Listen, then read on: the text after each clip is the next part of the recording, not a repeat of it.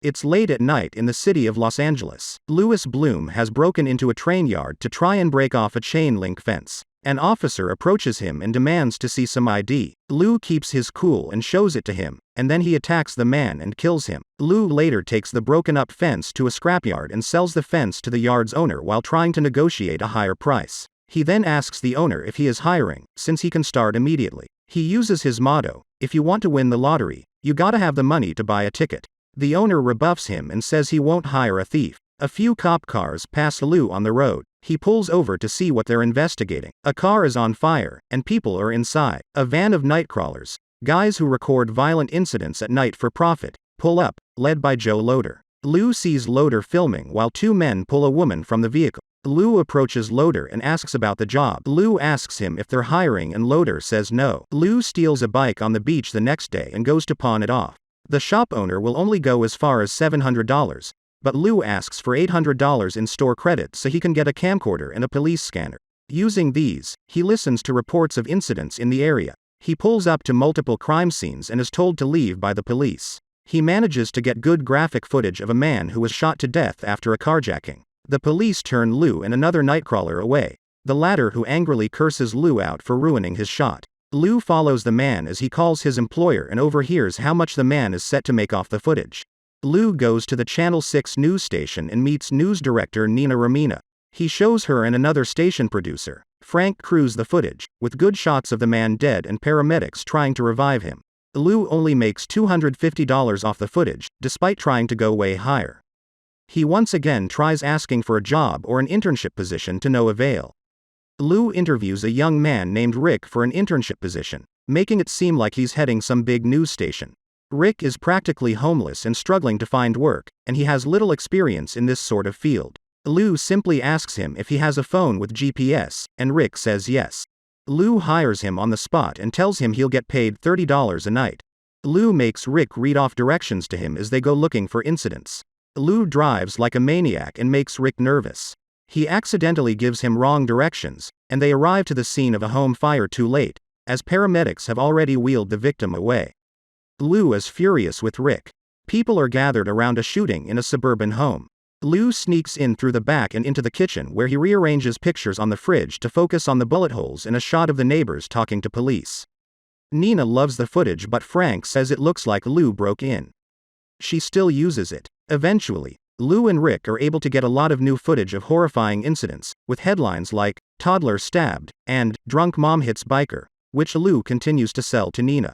He gives her an impassioned speech about how he's come up with his business plan and how he has hoped to make a name for himself, which seems to almost move Nina. Lou stands by Nina when two anchors from her station are set to report on one of the incidents that Lou got on camera. He mentions a Mexican restaurant and invites Nina to go with him. Nina declines, as she doesn't want to compromise their professional relationship, but Lou implies that he'll stop giving her good footage if she says no.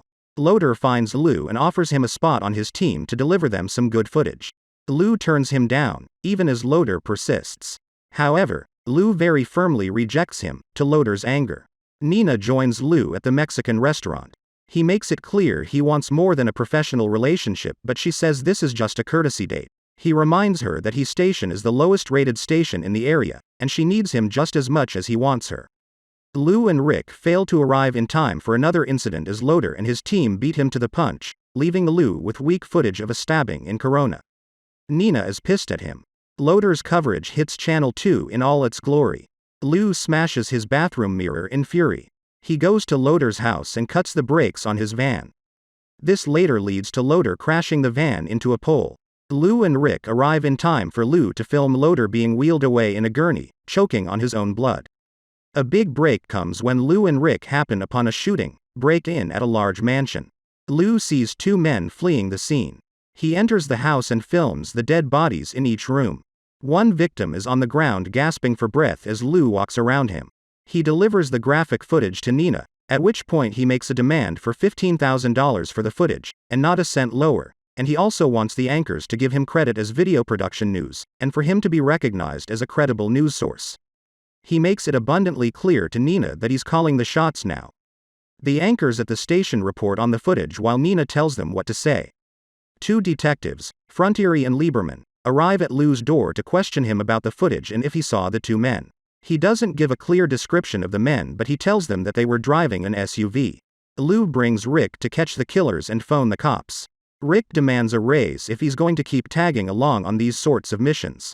He meekly asks for $75 a night when Lou states he could have gone higher. Together, they find the killers and follow them to a restaurant. Lou phones the cops and says one of them has a gun. 2 cops arrive and enter the place.